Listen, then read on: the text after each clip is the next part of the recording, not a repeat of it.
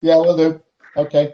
So it's my real pleasure to introduce Tara, who's come to talk to us about her work in the development of particular tests in the middle of the COVID crisis. And I know she's also experienced some of the you might call it the rough and tumble of being involved in these descriptions, and what you particularly realize when you get close to this is that data isn't as people come with all sorts of perspectives and opinions before they use the data, and Tara's been caught in the middle of some of that as well. So it will be really interesting to listen to how she's helped develop some of the antibody testing in the last few months in the heat of battle, you might describe it, as people have been in the glare of publicity, whilst rather than being able to carry on research in somewhat more quiet ways, as been happened in other occasions. So thank you, Tara.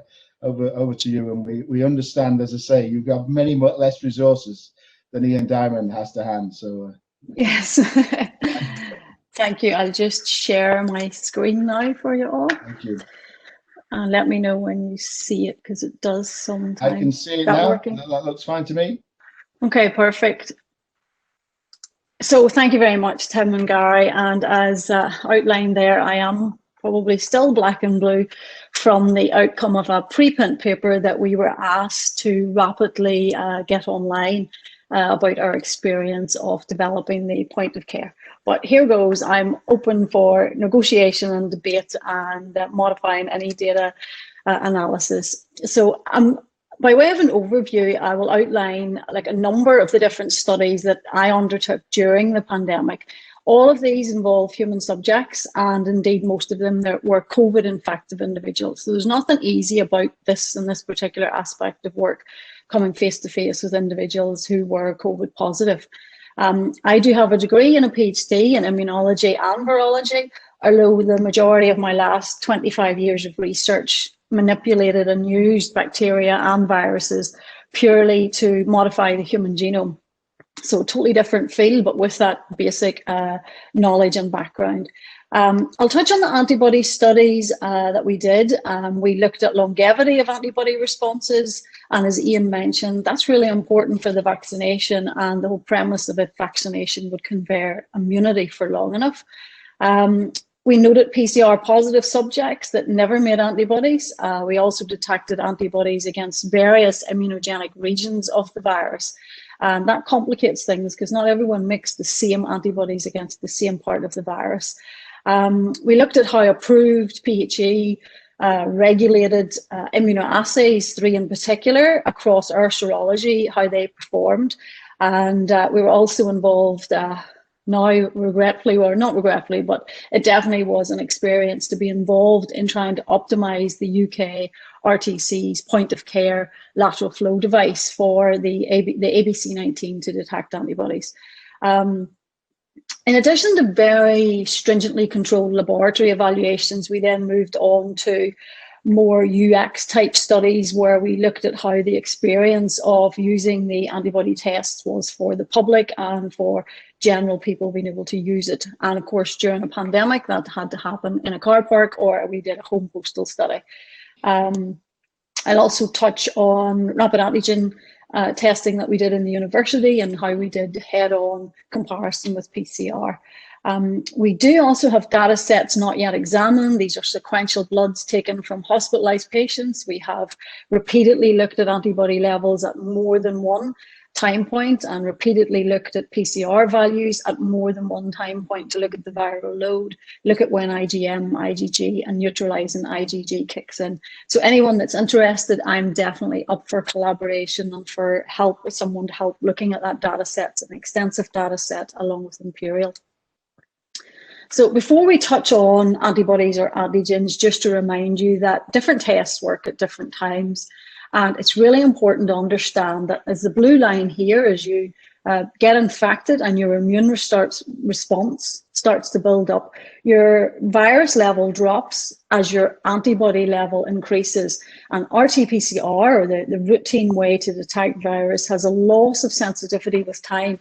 There's only a window of opportunity to actually be able to test people for the virus. As well as that, as Ian talked about, you have asymptomatics. That's those people that don't know they're sick and they're responsible for a significant amount of the transmission. And hence why it's important to have these rapid tests to be able to do widespread screening of the masses, because so many people are asymptomatic. So if we look first at the antibody studies, there are 3 assays that are available and come with approval. The Euroimmune ELISA, that's against the spike protein. You'll hear everyone talking about that as the portion of the virus that we measure antibodies to. A big limitation of this for me would be, oh, sorry, it's gone. I tried to move your face, Tim, because you're over my slide. Oh, sorry. Is there's a borderline aspect. And for us, it was difficult. Our manufacturer instructions said if any serology or blood sample falls between 0.8 and 1.1, you must deem it borderline. You cannot call it positive or negative. For the purposes of clinicians, they're asked to go back, retake another blood sample at another time. For us, it left us in no man's land with all these samples that fell in that borderline region. We have the Roche system, which was widely uptaken by hospital laboratories. Again, though, it measures a different portion of antibodies that react to the nuclear capsid. And again, it's a pan-antibody test. So it looks at your mucosal IgA, your very initial response for IgM, and your IgG. Although it did have a clear cutoff between positive and negative. Another system used mostly, I find, in blood transfusion and for convalescent serology networks was the Abbott system. Again, against the nuclear capsid, so different to the ELISA and what the new ABC was to be against.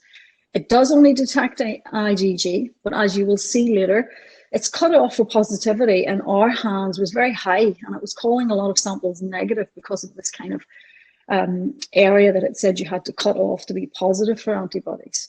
Then we had this government initiative where they made this pregnancy type test, point of care, finger prick blood, was going to be all things to all mankind and was going to measure the full length spike protein neutralizing antibody. So these are antibodies that do confer immunity and that will neutralize the virus.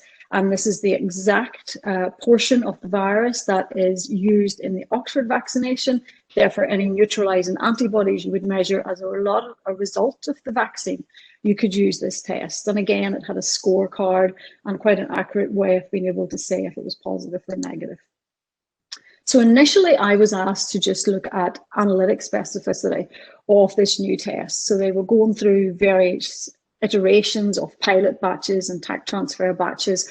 And because of my position in a USA lab where we have a lot of Korean bloods coming in, I was able to have unique access to SARS-1, so that's seasonal coronavirus. So we initially looked at 34 blood samples to say whether or not this test cross-reacted and whether or not it would, by mistake, recognize antibodies that were present in our bloods to all these other respiratory viruses you see listed here. And we got really favorable results. We repeated numerous times across numerous different variations of the kit, and at no time did we get any cross-reactivity. So there were no false positives related to these other antibodies that you could have in your blood. They then came back and said, oh, could you maybe perhaps assess this on known positives and known negatives for COVID patients? We were reluctant. As Ian said earlier, everything had to happen at such speed. I'm talking back March or April this work was initiated.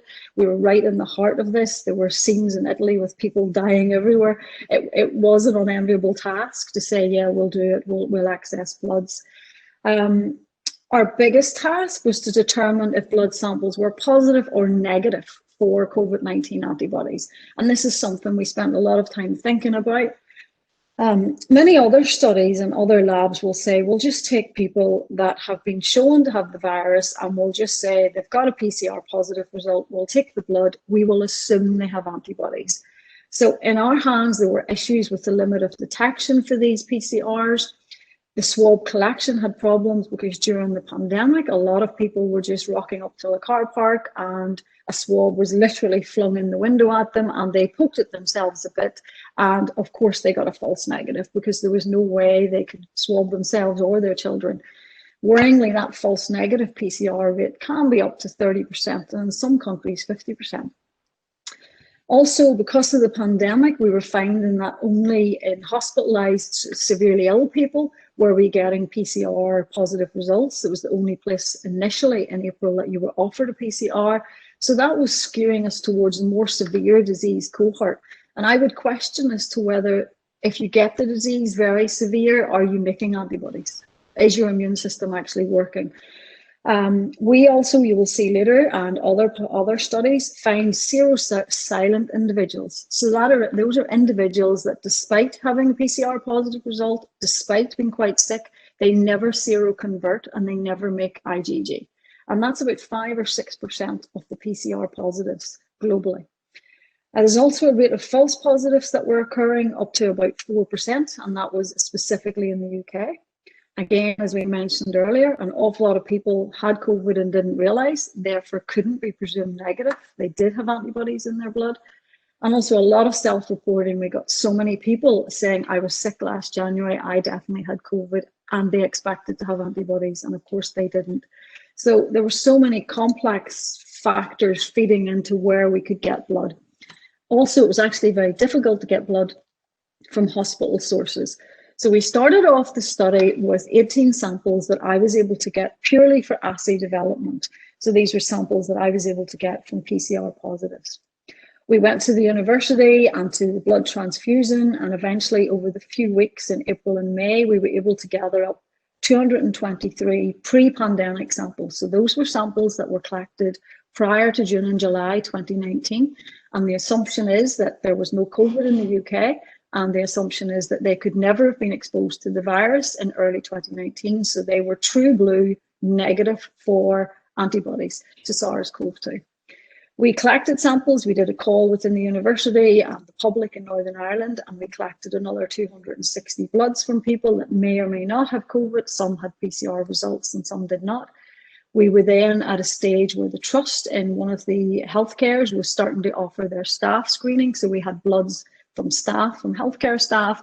And we also then, the blood transfusion, were starting to bring in convalescent plasma donors as an attempt to get therapeutic antibody plasma for people that were critically sick. So we eventually gathered up hundreds of blood samples, and we went ahead with these 880 samples, testing them using Roche, Abbott and Euroimmune to see if we could detect these IgG. One point of our study was that this mixed origin of samples from all these cohorts, the general public and healthcare workers and convalescent plasma programs, was quite unique in that we were able to have age ranges that were young and old. A lot of the other studies were very much just the working population when they were looking at antibodies in the healthcare. So this shows you that when we did some concordance in terms of what was happening with the different assays, when we applied Euroimmune, Roche and Abbott to these samples, you can see in the blue they were both negative, the red were positive by both assays, in the black was where there was a disagreement, and the greyed out ones are the ones that fell in that no man's land of the Euroimmune borderlines. So there was relatively good agreement between all of these three immunoassays in these 880 samples. There was a higher disagreement with Abbott than the other two assays for positivity in that threshold area of 0.25 to 1.4. And as I said earlier, we are not the only group to note that this Abbott cutoff at 1.4 for positivity is not great, and it needs to be adjusted. We were calling a lot of samples wrongly, I feel, using the Abbott assay. Some values there, and you can see that with Euroimmune ELISA, 346 were positive. With Roche, 380 were positive, whilst with Abbott, only 310 were positive. So we took a look. That were the only assays that were available at that point in time for us to assess our blood samples. We then took a look at time, and we plotted looking at how long these antibodies lasted for by taking a look at whether they were PCR positive and whether or not they reported symptoms, the first symptom state. Firstly, to note that these pre-pandemics, these negatives, were a really clean cohort with the Roche assay. Certainly the negative set nicely there in the negative. Not really the case with Euroimmune, and there you can see that borderline region again, perhaps why they have that borderline region. And again, as you can see with Abbott, perhaps why they moved up their threshold there, because they didn't want to catch all these known negatives. So I suppose there's a reason for each of those assays. The SARS-CoV-2 antibodies persisted for up to here, as you can see, 20 to 24 weeks, and with all three assays, definitely up to 20 weeks. I do think it's important to note that when I say that you have antibodies for 20 weeks, I don't think you can go away thinking to yourself, well, that's it, it's gone, all my immunity is gone. None of our bodies are set as immune engines to run at full throttle. Our bodies are there to make antibodies when they're needed.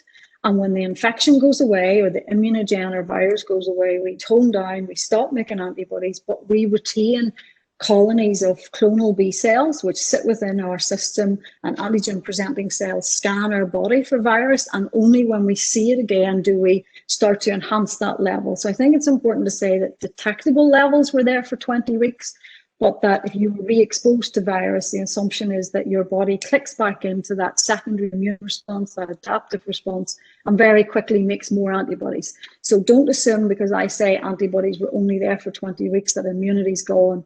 This is the natural course of an immune response, a primary infection, and then when you're secondly exposed, you get the secondary adaptive response. To note, though, that only 682 bloods appeared here out of the 880 because some of the patients couldn't give us exact dates for when they were PCR positive or when they had first symptoms. So a positive result for antibody for one or more of those three laboratory assays was recorded in 385 out of those 657 samples that we gathered from people, so about 60%. Out of that cohort, that about 40% actually had a PCR result and actually felt that they had a COVID PCR result. And that ranged from 7 to 170 odd days from they had that result or symptoms. But we noticed that some of these PCR positives did not make antibodies. We just couldn't detect it. In fact, 5% of our cohort that were PCR positive, we could not show detectable antibodies by any of the assays we used. We looked at associations for age or gender, or was it just too long from their PCR to the blood draw, but none of those factors seemed to influence it. There have been numerous other studies, and another USA study followed ours quite quickly that had approximately 1 in 16 as well who lacked IgG antibodies. Again, I'm taking results that we had in April or May. We've moved on a long way from them, and we've seen a lot of other studies back up this in the literature. So we now had assessed all our bloods, and we wanted to try and define what would be known as negative cohorts and what would be positives. So for negatives, we decided to take all pre-pandemic samples, anything that was taken prior to June 2019, and we set them into one cohort and said they're assumed negative, regardless of what any of those three approved immunoassays tell us about antibodies. We're assuming they're negative. We won't put any selection criteria on them. Then when we had bloods that were taken during the pandemic, because every assay measured a different type of antibody and to a different target, we said that any negatives that we sourced during 2020, we deemed them to have to be negative by all three laboratory assays. So that was Roche, Euroimmune, and Abbott. We then looked at the positives. Again, this depends on your target condition. As I said before, a lot of people use SARS-CoV-2 infection and a previous RT-PCR as the criteria for just saying it's a positive blood. This is something I firmly disagree with, because some people don't develop detectable antibodies, and we already knew that was a case in our study. The false PCR positive results and that rate of 4% where they aren't actually PCR positive and they didn't actually have the virus. And also early in the pandemic, again, very sick people were those that were being able to access the PCR result, and they were not necessarily the people making antibodies. So our target condition was the presence of SARS-CoV-2 antibodies. So we decided that for the immunoassays we used as a reference standard, that no single gold standard was yet available. None of these assays were ideal. So we used a composite. So what we did is we typically took the Euroimmune plus one other assay as being positive. And again, there were numerous other examples, and a study in Iceland did this, whereby 2 positive antibody results were required to determine a result as positive. So this just gives you a summary of where we were with our cohorts. By this stage, MHRA had eventually given some target product profile information where we were told what we needed. We were told that we were to have these samples more than 20 days so that antibodies had time to develop. And we were told that they would like 200 known positives and 200 known negatives. So as I said earlier, we had this pre-pandemic cohort, definitely and absolutely no selection criteria, no performance in any assay imposed on this. They were assumed to be negative. So we had more than enough in that 200 cohort. We had a cohort that we had assessed by all 3 assays and they were negative by all 3. But again, there was obviously some selection criteria applied to that. And then we had our positive by 2 system. So we had 330 bloods that were positive by Euroimmune and one other, either Abbott or Roche.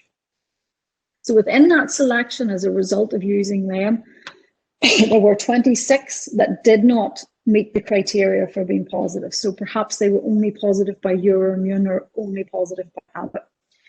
That Euroimmune borderline was a problem for us, and there were 18 people falling within that area, and we didn't use those, and we didn't have approval for the US cohort. Only a small volume came across from America for the original assay development. So that's kind of our entire sample of bloods there. MHRA also stipulated that for their target product profile, they would like a 98% sensitivity and a 98% specificity. I mean, that's no mean task to get a pregnancy type rapid test to do that, but that's where we were. This shows you the metrics that we got. On the top left here, you can see the negatives. They all scored a 0 out of 10 when we used the scorecard. So there's always a control line, and then we are constantly looking for this T line. And the photographs, you may think, oh, the line's very faint. I just want to say the lines are faint. And that was our constant feedback, that perhaps down here when you got like a 4, you can see the band slightly better. But when you had 1s, it was with the eye of faith that you were trying to detect those 1s. Those faint 1 out of 10s may well be reflective of the longer time from infection within Northern Ireland. Sorry, it's very sensitive, my mouse.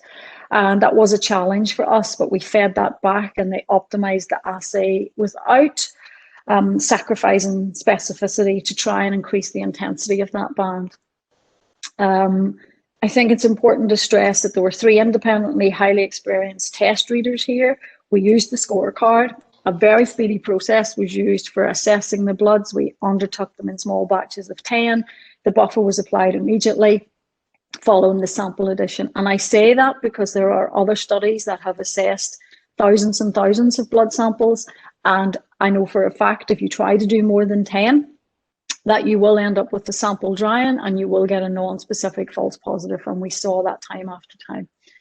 So when we looked at these results, you can see there the false positive rate.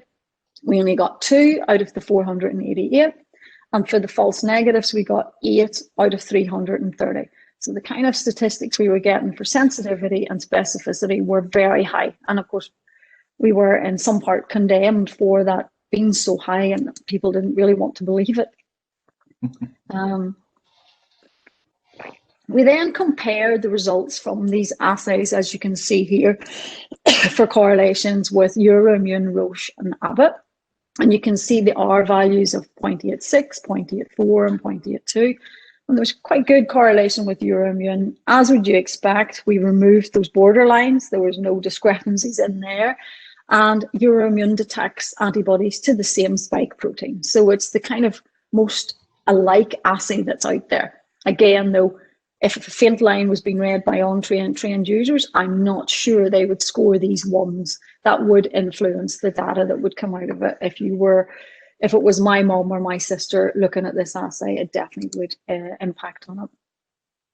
This paper, as Tim alluded to, was the point of much debate on spectrum bias and various other issues around sample selection, whether it originally went out on a preprint. We responded to the BMJ on some feedback we got, and it's currently under review. So I think we've learned a lot from this, and we've taken on board lots of statistical advice and adjusted the manuscript appropriately. The antibodies were measured across a broad age range, 18 to 90. Other studies didn't do that. They cut off at under 65. Our target condition was definitely SARS-CoV-2 antibodies, not prior infection.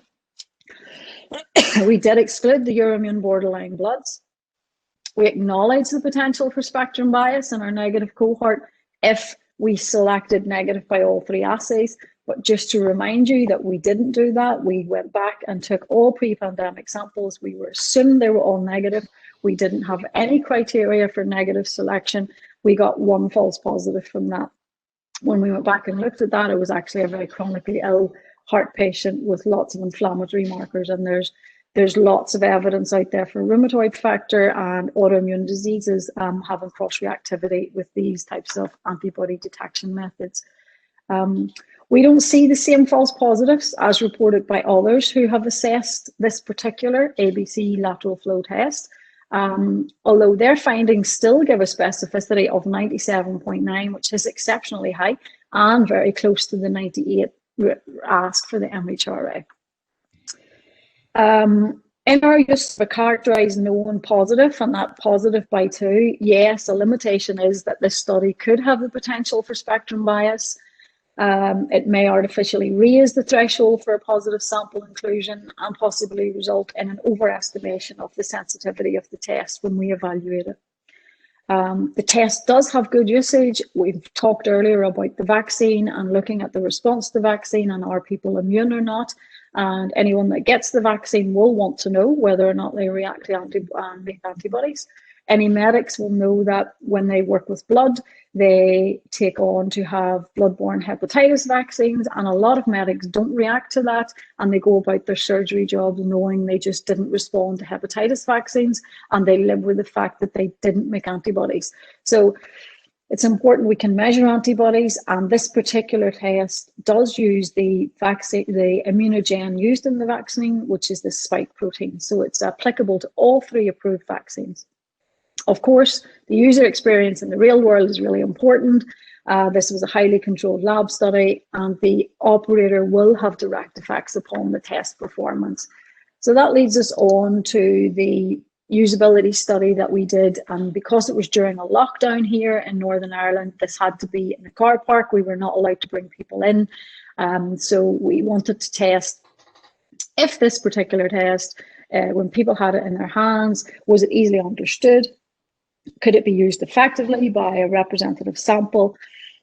And was there any incidence of difficulty or confusion or failure? Before we did the test, I was fairly sure there would be 2 things: the use of the lancet and the transfer of the blood. It's not particularly easy from the finger prick. So we got a total of 1,461 people who turned up to the car park study. Children and adults up to the age of 90 undertook the test in the car, informed consent. They were given a short instructional video. They got this kit shown here, which contained all these items and 2 lancets. And they were conducted the test themselves and then called someone over to the car who then verified the results. And these were trained researchers in a small group of people. The primary objective of this study would be met if 85% of the users were able to perform the test correctly. And a correct test would be the fact that they saw a control line, not necessarily a T line being positive or negative. And 80% of the users were able to interpret the result correctly. So if they got a control line only, they knew it was negative. And if they got a C line and a T line, they knew it was positive. Various different secondary objectives there really related to the design and could we modify the kit. I won't go through all of those, but it's really about the handling of the blood sample and the instructions. Again, that was stipulated by the company themselves and the UKRTC. This is the type of questions that people were asked. Was it easily expelled from the blood collector to the test? Was a test solution? So they went through various aspects of those questions on a Kindle at the car window once they'd finished the test. In conclusion of this, We found favourable outcome considering the weather conditions, considering it was the middle of a pandemic and they were in the front seat of the car. I think the take-home point from that would be that the trained researcher and the interpretation showed good agreement, as shown here at 95%. The free text responses showed that there could be improvements with the blood sample collection and the applying the sample to the test. And those were the two areas we knew that people would find difficult with. The overall findings provided insights and opportunities for improving the design of this particular antibody test. We then continued to do an additional UX postal study of 300 tests that were sent out just before Christmas. We were asked to conduct that as a postal study. We managed to get 264 tests returned. Again, it spanned from children to older individuals, as close as possible to male and female. Northern Ireland, being as it is, they were mostly white Caucasians, varied educational levels, and across from all different regions of Northern Ireland. Just some results there on the user feedback. Again, everything was very positive. And again, as we expected earlier from the car park study, some people did require a second lancet. So they maybe failed to get the blood sample on the first attempt. So I don't think I need to go into those results in detail today. So for everyone that took the test, they were 97% of users in their own home were able to find a control line. Again, the same kind of failure rate was to be adding the blood drop and adequate blood drop sampling. And 84% thought the test was easy to use, not physically demanding or mentally demanding. And they agreed that the kit met all of their requirements. We did some usability questionnaires, I'm sure that you're used to seeing as well, in terms of how confident they were and their positive or negative response to various questions. It's my understanding that all of the outcomes of this postal study are currently being considered by the MHRA for approval for home use for that particular test. We move on then to the last section is about rapid antigen testing. So this is totally different. This is looking at antigens. You can see here the kit comes with its own swab, the test and the buffer and the little dispensing bottle. So this is the type of thing that may be used for mass screening, rapid testing, detects the actual protein antigen of the virus. I established on-campus antigen testing. This was for asymptomatic staff and students. They were already coming into work anyway. They were assumed to be not infected and assumed to be safe to come into work. So this was part of the university screening. All the necessary online registration and consent was given. In particular, we did use trained nurses because I think anyone that's had a swab taken and taken correctly will probably express the tears and the watering of their eyes when it's done correctly. I think it's a hard ask to be doing these tests and expect to get enough viral load to be able to be detected in these rapid antigen tests. You have to remember there's no amplification stage, whereas there is with RT-PCR. So a researcher carried out the antigen test on site, that being myself, carried out every single antigen test and provided the test result by text or email within 30 minutes. And if anyone was positive, they were asked to go and get a local NHS PHA test and to quarantine as soon as possible. This just gives you an idea of how simple this is. The swab is taken, it's moved in and out of the tube. It's a mid-turbinate swab. The tube is pliable and you squeeze it, and as you squeeze it and you pull out the swab, you retain your sample in that. There's a little lid goes on it, it gets dropped 3 drops into this, and I can tell you that if this is a positive result, you don't need to wait 20 minutes. You wait 20 minutes to make sure your T-line doesn't come up, but if it's positive and it's an infectious virus, I can see a T-line within 1 minute. It comes up very, very quickly. In parallel, we took NP swabs, and these were used for an FDA-approved RT-PCR. So we did a head-to-head test to ensure that everything, the antigen, every sample was looked at for antigen and PCR. Out of the 250 odd staff and students that turned up, we got 1 positive result. Someone that came into the university, walked in, said they volunteered for the antigen test. And when that swab was put on the antigen test, it came up immediately, bright red, a 10 out of a 10 score. The person was told immediately, you're infectious, you've got the virus. When their PCR result comes back, the CT value was 18. So that's a very low number of cycles. That's a highly infectious individual that was walking about the university, who took the train, who took the bus, who was living with 12 individuals. I think it's safe enough to say that asymptomatic screening definitely served us well that day, because it stopped that individual infecting a lot of people in the university. 4 samples were positive by PCR, but they were negative by the rapid antigen test. And when we looked back at that, their PCR values were very high cycle thresholds. We had to cycle a long time before we got a positive result. And on speaking to the individuals, it was clear that they had been infected more than a month earlier. They had recovered, they were well, they were back in work, and the PCR looked as if it was detecting viral RNA fragments that were left over. So again, 98.2% agreement takes into account these 4 people, which in my thinking should be negative by the rapid antigen. They're not infectious. We spoke to people about how often they may allow us to do the testing, whether or not they would come back to it and would have the swab taken again bi-weekly. I'm not sure they would long term. I think the solution would be a saliva-based test. And we're now finding that there's high enough levels in the virus, in saliva, to test on a rapid antigen, and whether or not people felt safe. So I think it's something that long term, and again, this was way before Christmas we were doing this. Now there's much more of this happening. So I think the antigen testing was effective in detecting an infection case and stopping its transmission. The problem was with the lateral flow, that limit of detection issue. I don't necessarily see that as a negative. The outcomes of this allowed a full asymptomatic screening of all staff and students to now be in place across the university. And when you look at the limit of detection for these rapid tests versus the PCR, we've done quite a lot of work in my American lab, where we've taken lots of known CT values right from 18 up to 35. And we find that the cutoff for the limit of detection for rapid antigen would be the equivalent of maybe a 26 or 27 CT value. Seems to be a lot of work coming out now to say, well, that's when you're infectious, and when you end up with a PCR result that takes more cycles than that, you're not necessarily infectious. So there is a school of thought that perhaps the rapid antigen test would be a good in-between for detecting people that are infectious.